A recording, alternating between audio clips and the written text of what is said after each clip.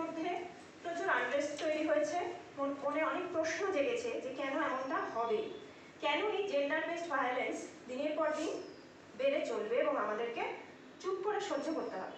তো আমার মনে হয় আমি আমার স্টুডেন্টদেরকে যা দেখেছি, তোমরা এখন সেকেন্ড সেমেস্টারে আছো, তোমরা এখনো এই বিষয়ে পড়াশোনা করোনি। খুব ভালো একটা কথা যে বিএডে নতুন যে 2014 সালে যে নতুন সিলেবাস কারিকুলাম চেঞ্জ করা হয়েছে, সেখানে এই জেন্ডার স্কুল অ্যান্ড সোসাইটি বলে একটা নতুন কোর্স চালু করা হয়েছে, যেখানে ওরা অ্যাটলিস্ট একটা বেসিক ইনফরমেশন পায় যে জেন্ডার সংক্রান্ত আইডিয়াটা।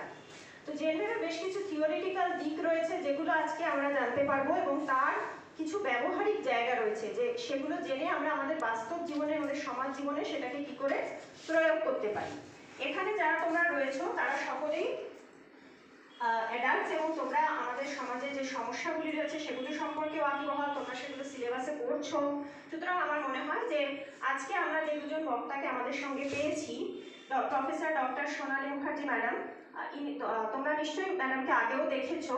ম্যাডাম এই বিষয়ে আলোচনা করেন সিধু কানু বিশ্ব ইউনিভার্সিটিরই সাইকোলজি ডিপার্টমেন্টের অ্যাসিস্ট্যান্ট প্রফেসর ম্যাডাম। তো ওনার কাছ থেকেও আমরা আজকে এর বিভিন্ন যে থিওরিটিক্যাল এবং প্র্যাকটিক্যাল অ্যাসপেক্টস রয়েছে জেন্ডার সেন্সিটাইজেশনের, সেটা জেনে নেব। এখন প্রশ্ন হচ্ছে জেন্ডার সেন্সিটাইজেশন কেন?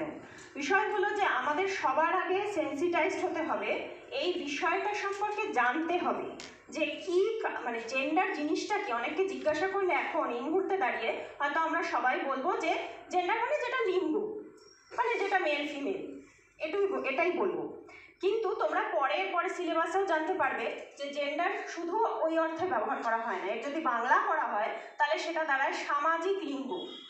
তো সুতরাং এই বিষয়ে আমাদের অনেক কিছু ভাবার জায়গা আছে, অনেক কিছু জানার জায়গা আছে। আজকে এই যে আলোচনা চক্র হবে, সেখানে আমাকে সোনালী ম্যাডাম আগে থেকেই বলে দিয়েছেন যে স্টুডেন্টরা যেন পার্টিসিপেট করে, তারা যেন অংশগ্রহণ করে। তোমাদের মনে যা প্রশ্ন যাচ্ছে সেগুলো তোমরা ম্যাডামদেরকে জানাবে। আগে ওনাদের বক্তব্যটা শুনে নেবে, তারপর প্রশ্ন যদি কিছু থাকে সেটা অবশ্যই করবে। আমি ম্যাডামদেরকে মঞ্চে উঠে আসছি।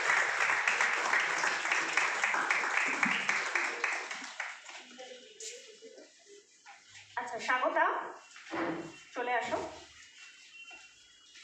স্বাগতা আর নুপুরকে অনুরোধ জানাবো যে ম্যাডামদের বরণ করে নিতে।